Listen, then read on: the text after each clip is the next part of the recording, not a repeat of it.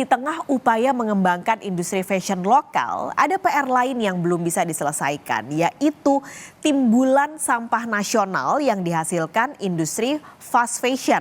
Nah, bagaimana lalu peran pegiat seni berkontribusi menyelamatkan lingkungan dengan tren baru? Berikut liputannya.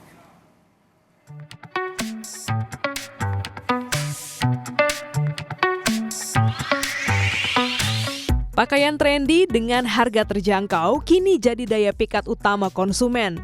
Inilah yang membuat industri fast fashion terus berkembang. Fast fashion merupakan industri pakaian berskala masif dengan pola produksi yang sangat cepat untuk memenuhi tren dan dijual dengan harga terjangkau dalam waktu singkat. Di saat yang sama, industri fashion merupakan penyumbang polusi ketiga terbesar di dunia setelah industri energi dan pertanian. Menurut Program Lingkungan Perserikatan Bangsa-Bangsa atau UNEP, industri fashion menyumbang 10% emisi karbon global.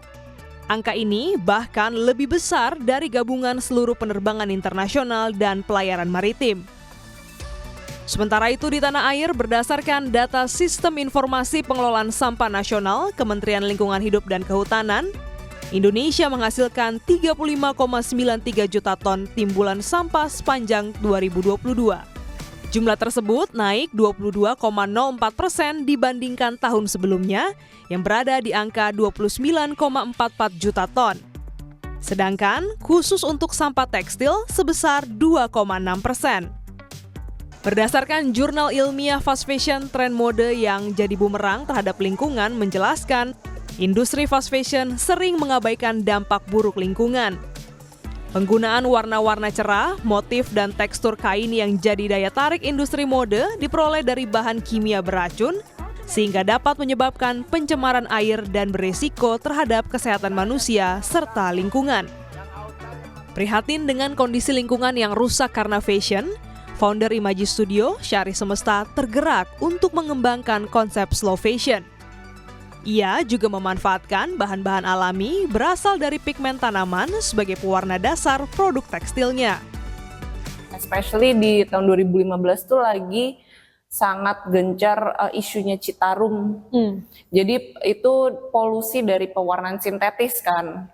Terus pas kita research juga, ternyata semua kain-kain Indonesia nih, wastra Indonesia dari Sabang sampai Merauke meskipun beda banget, mereka tuh ada kayak benang merahnya. Dari dulu ancestor kita itu bikin wastranya pakai tanaman-tanaman yang ada di sekelilingnya mereka. Pewarna alami. Pewarna alamnya gitu. Dari ujung sampai ujung tuh beda-beda. Ada yang kuningnya pakai kunyit, ada yang kuningnya pakai mangga, tapi selalu di sekitar mereka gitu. Jadi kenapa nggak kita back to roots itu lagi? Kita coba bikin sesuatu yang sejujur mungkin gitu sama alam dan juga sama kita dan juga sama tradisi kita. Jadi Bunga Sania juga menjelaskan sejumlah tantangan slow fashion yang ia hadapi. Untuk warna alam sendiri tuh ada faktor cuaca, cahaya, kelembapan. Warna yang kita request, kita kan desainnya di sini lumayan digital, kadang hand painted. Warna yang diterima sama ibunya di sana dari foto aja tuh persepsinya udah beda. Birunya mau biru gelap jadi biru agak terang, ungunya, merahnya, dan nggak semua warna tuh bisa dicapai dari pewarnaan alam.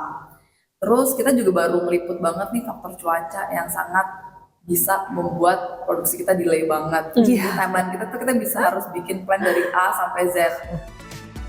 Masalah jadi inovasi, kosong jadi isi, sampah jadi berarti, namun tantangan tetap pasti. Glenys Oktania, Kompas TV, Jakarta.